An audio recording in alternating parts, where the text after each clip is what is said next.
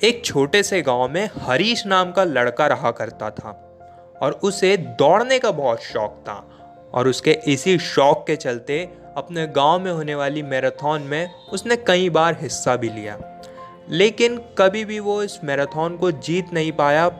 यहाँ तक कि वो उस फिनिश लाइन को भी क्रॉस नहीं कर पाया और उसे हमेशा एक लूज़र वाली फीलिंग आती थी। उसके दोस्त जो उसके साथ रहते थे वो उसे हमेशा चिढ़ाया करते थे कि तेरे बस का ये काम नहीं है, तू ये मैराथन में हिस्सा लेना छोड़ दे।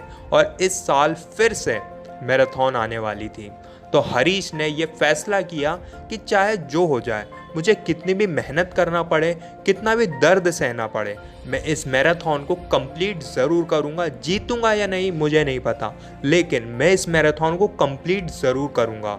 तो होना क्या था, रेस का दिन आया और जब रेस शुरू हुई तो सभी लोग बहुत तेज़ी से आगे बढ़े और हरीश ने भी अपनी तरफ से पूरी कोशिश करी और वो सबसे आगे चल रहा था।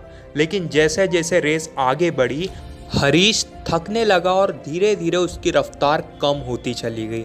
और जब उसने देखा कि जो लोग उससे पीछे थे अब वो उससे आगे निकलते जा रहे हैं, तो उसका कॉन्फिडेंस बहुत ही ज़्यादा कम हो गया।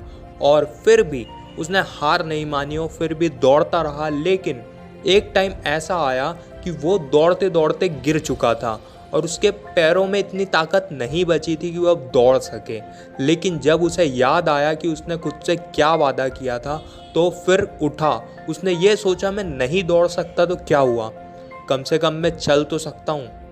और उसने चलना शुरू करा, चलता रहा चलता रहा चलता रहा और उसने अपनी लिमिट्स को इतना आगे बढ़ाया कि वो बस रेस ख़त्म ही करने वाला था। उतने में उसके पैर बिल्कुल जाम हो चुके थे कि वो अब पैरों को हिला भी नहीं पा रहा था और वो फिर से वहाँ पर अटक गया। लेकिन जैसे ही वो रुका, उसने फिर से अपने आप को याद दिलाया कि मुझे इस रेस को ख़त्म करना है चाहे जो हो जाए।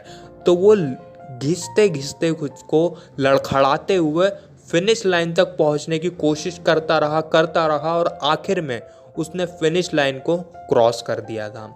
और ये सब हुआ उसके डिटर्मिनेशन की वजह से और खुद पे भरोसे की वजह से। माना कि हरीश सबसे जीत नहीं सका, लेकिन खुद से वो ज़रूर जीता, क्योंकि आज तक उसने कभी भी उस फिनिश लाइन को क्रॉस नहीं करा था मैराथन में, जो कि उसने आज किया। और ये करने के बाद उसका कॉन्फिडेंस एक अलग ही लेवल पे जा चुका था, बहुत ही उसका कॉन्फिडेंस बढ़ चुका था।